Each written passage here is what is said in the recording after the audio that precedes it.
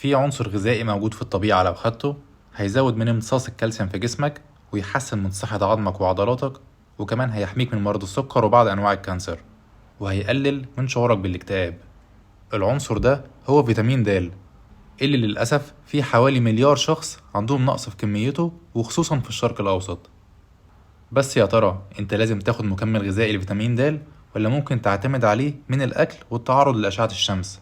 وإيه هي الأعراض اللي ممكن تظهر عليك لو نسبة فيتامين د قليلة في جسمك؟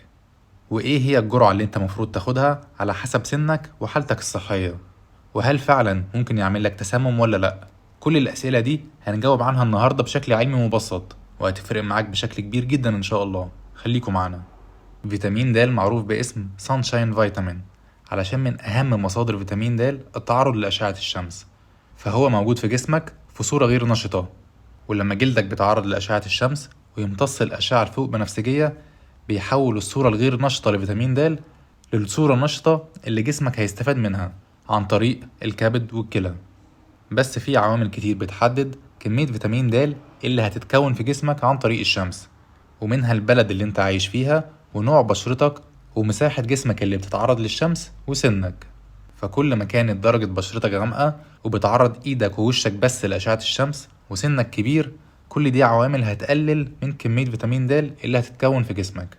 تاني مصدر لفيتامين د هو الأكل، زي السمك، وخصوصا السلمون والماكريل والسردين، ودول بيكون فيهم حوالي من 100 ل 500 وحدة دولية من فيتامين د لكل 100 جرام من السمك. ومصادر الأكل التانية اللي ممكن تعتمد عليها هي منتجات الألبان المدعمة بالفيتامينات زي الحليب والزبادي، وكمان صفار البيض والمشروم. تالت مصدر لفيتامين د هي المكملات الغذائية الموجودة في صورة كبسولات أو قطرات، وبتكون موجودة بتركيزات مختلفة من 100 ل 50 ألف وحدة دولية. وقبل ما نعرف الكمية اللي بيحتاجها كل شخص على حسب سنه وحالته الصحية، لازم نعرف الأول إيه هي أهم فوائد فيتامين د.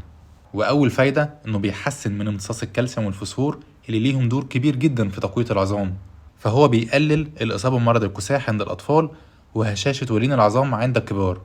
تاني فايدة إنه بيحسن من الجهاز المناعي للجسم، فهو بينشط الخلايا المناعية وبيقلل إصابتك بالأمراض وبعض أنواع الكانسر. تالت فايدة إنه بيزود من القدرة والأداء العضلي وكمان التوازن، وخصوصا عند كبار السن. رابع فايدة اكتشفوها إن فيتامين د موجود في بعض الأماكن اللي في المخ المسؤولة عن المزاج، فلو نسبته كويسة في جسمك مزاجك هيبقى أحسن وهتقلل من تعرضك للاكتئاب. خامس فايدة إنه هيحسن من ضغط الدم عندك ويحميك من الإصابة بالجلطات وأمراض القلب المختلفة. وسادس وآخر فايدة إنه مفيد جدا للمرأة الحامل والجنين، علشان هو بيساعد في نمو الجنين وتكوين عظامه، وكمان بيقلل من الإصابة بسكر الحمل والولادة المبكرة. وعلشان ما تضيعش على نفسك كل الفوائد دي، لازم تعرف كمية فيتامين د في جسمك قليلة فعلا ولا لأ. وأول طريقة تعرف بيها هي إنك تعمل تحليل 25 هيدروكسي فيتامين دي، والنسبة الطبيعية بتكون من 30 ل 100 نانو جرام لكل مليمتر. بس للأسف التحليل ده سعره غالي ومش كل الناس بتقدر تعمله، وده اللي هيخلينا نتجه للطريقة التانية، وهي إنك تشوف أعراض نقص فيتامين د موجودة عندك ولا لأ. وهي إنك بتحس على طول إنك تعبان وجسمك مرهق وفي وجع في مفاصلك وظهرك، وبتحس إنك زعلان ومزاجك وحش على طول، وبيجيلك عدوى وأدوار برد بشكل متكرر، وكمان هتلاقي تركيزك بقى قليل وفي تساقط في شعرك. وآخر حاجة نتكلم عنها هي المصدر اللي انت مفروض تعتمد عليه علشان تحافظ على نسبة فيتامين د اللي في جسمك. بالنسبة لأشعة الشمس، هي أهم وأحسن مصدر ممكن تعتمد عليه، بس للأسف أغلب الناس مش بتتعرض للشمس بشكل كافي، أو بيعرضوا جزء بسيط من جسمهم للشمس. وكمان لو انت بشرتك غامقة أو كبير في السن، ده هيقلل من تصنيعه في جسمك. وبالنسبة للأكل، كمية فيتامين د اللي بتبقى فيه بتكون قليلة، ومش هتكفي احتياجك لو انت عندك نقص في نسبة فيتامين د. وده هيخلينا نتجه لآخر اختيار، وهو انك تاخد مكمل غذائي فيتامين دي 3. وبالنسبة للجرعة بتاعته بتختلف على حسب سنك وحالتك الصحية، فلو انت عملت التحليل وكانت النتيجة أقل من 30 نانو جرام، مفروض تاخد حوالي 10,000 وحدة دولية كل يوم، وتعيد التحليل كمان شهر. وبالنسبة للناس اللي مش هتعمل التحليل، ممكن تاخد جرعة آمنة من 2000 ل 4000 وحدة دولية في اليوم، هتكون كافية ليهم علشان يحسنوا من نسبة فيتامين د اللي في جسمهم.